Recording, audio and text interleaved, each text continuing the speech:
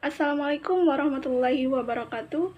Perkenalkan, kami dari kelompok 3 yang beranggotakan saya sendiri, Iis Priani, dengan NIM 2057103 dan rekan saya, Mustika Alputri, dengan NIM 2057107.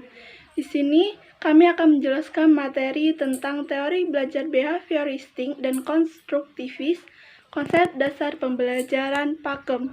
Nah, pertama, saya akan membahas tentang teori belajar behavioristik.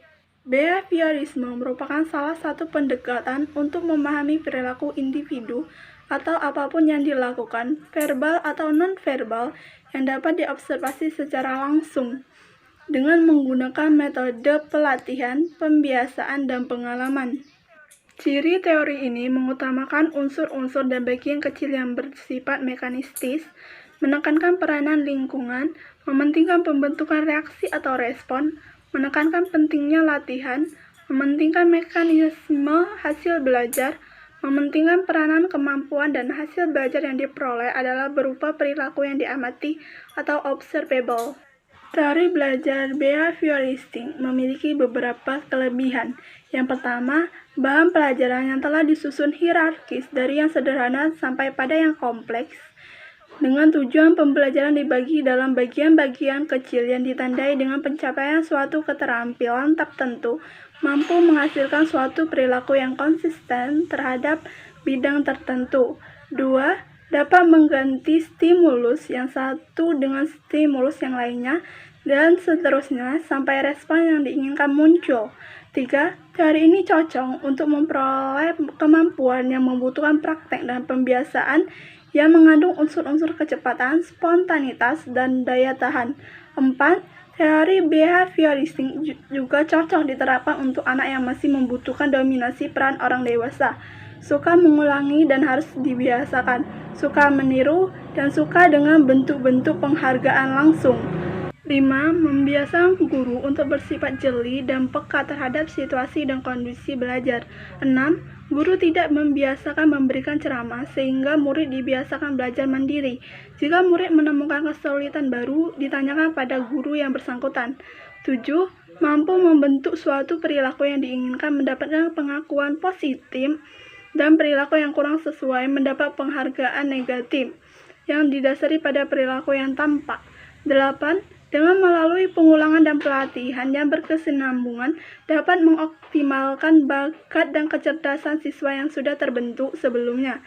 Jika anak sudah mahir dalam suatu bidang tertentu, akan lebih dapat dikuatkan lagi dengan pembiasaan dan pengulangan yang berkesinambungan tersebut dan lebih optimal.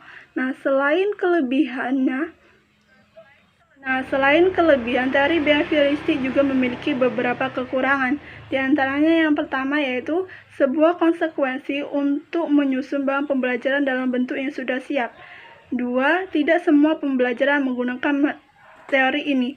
3. Murid berperan sebagai pendengar dalam pembelajaran dan menghafalkan apa yang didengar dan dipandang sebagai cara belajar yang efektif. 4. Penggunaan hukuman yang sangat dihargai oleh para tokoh behavioristik justru dianggap sebagai metode yang paling efektif untuk menertibkan siswa. Murid dipandang pasif, perlu motivasi dari luar, dan sangat dipengaruhi oleh penguatan yang diberikan oleh guru. 5. Murid hanya mendengarkan dengan tertib penjelasan dari guru dan mendengarkan apa yang didengar dan dipandang sebagai cara belajar yang efektif, sehingga inisiatif siswa terhadap suatu permasalahan yang muncul secara temporer tidak bisa diselesaikan oleh siswa. Sekian penjelasan dari saya. Materi selanjutnya akan dijelaskan oleh rekan saya, Mustika Alputri. Selanjutnya materi yang kedua yaitu teori belajar konstruktivisme. Konstruktivisme berasal dari kata konstruktif dan isme. Konstruktif berarti bersifat membina, memperbaiki, dan membangun, sedangkan isme dalam Kamus Besar Bahasa Indonesia berarti paham atau aliran. Konstruktivisme merupakan aliran filsafat pengetahuan yang menekankan bahwa pengetahuan kita merupakan hasil dari konstruksi kita sendiri. Selanjutnya, karakteristik konstruktivisme. Yang pertama yaitu belajar berarti membentuk makna. Makna yang diciptakan oleh siswa dari apa yang dilihat, didengar, dirasakan, dan dialami. Yang kedua, konstruksi arti merupakan proses yang terus-menerus. Setiap kali berhadapan dengan fenomena atau persoalan yang baru, siswa akan selalu mengadakan rekonstruksi. Yang ketiga, belajar bukanlah kegiatan mengumpulkan fakta, melainkan suatu yang membentuk suatu pengertian baru, dan belajar bukanlah suatu hasil dari perkembangan, melainkan perkembangan itu sendiri yang menuntut penemuan dan pengaturan kembali pemikiran seseorang. Yang keempat, proses belajar yang sebenarnya terjadi pada waktu skema seseorang dalam kesenjangan yang merangsang pemikiran lebih lanjut.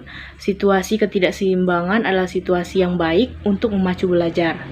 Yang kelima, hasil belajar dipengaruhi oleh pengalaman siswa dengan dunia fisik dan lingkungannya. Yang keenam, hasil belajar seseorang tergantung pada apa yang telah diketahui siswa tersebut. Hal ini yang mempengaruhi interaksi dengan bahan yang dipelajari dan juga konsep-konsep serta tujuan-tujuan dan motivasinya. Selanjutnya, prinsip-prinsip dari konstruktivisme. Yang pertama, pengetahuan dibangun oleh siswa itu sendiri.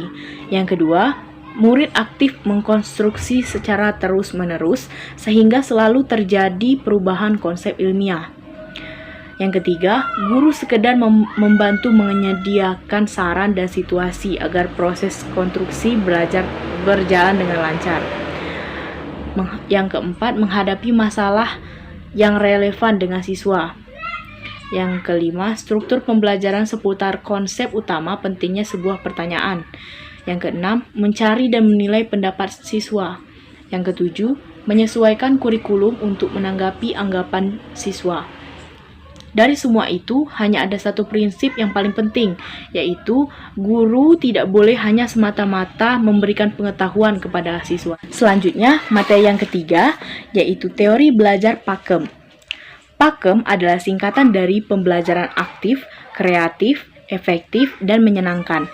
Disebut dengan demikian karena pembelajaran ini dirancang agar mengaktifkan siswa dalam pembelajaran, mengembangkan kreativitas siswa sehingga efektif namun tetap menyenangkan. Implementasi Pakem di dalam kelas. Yang pertama, siswa terlibat dalam berbagai kegiatan yang mengembangkan pemahaman dan kemampuan mereka dengan penekanan pada belajar melalui berbuat. Yang kedua, guru menggunakan berbagai alat bantu dan berbagai cara dalam membangkitkan semangat, termasuk menggunakan lingkungan sebagai sumber belajar untuk menjadikan pembelajaran menarik, menyenangkan, dan cocok bagi siswa tersebut. Yang ketiga, guru mengatur kelas dengan memajang buku-buku dan bahan-bahan untuk belajar yang lebih menarik dan menyediakan yang namanya pojok baca. Yang keempat, guru menerapkan cara mengajar yang lebih kooperatif dan interaktif, termasuk cara belajar kelompok. Yang kelima, guru mendorong siswa untuk menemukan caranya tersendiri dalam pemecahan dalam suatu masalah, untuk mengungkapkan gagasannya dan melibatkan siswa dalam menciptakan lingkungan sekolahnya. Itulah presentasi kami dari kelompok 3. Lebih dan kurang saya mohon maaf. Wabillahi taufiq wal hidayah. Wassalamualaikum warahmatullahi wabarakatuh.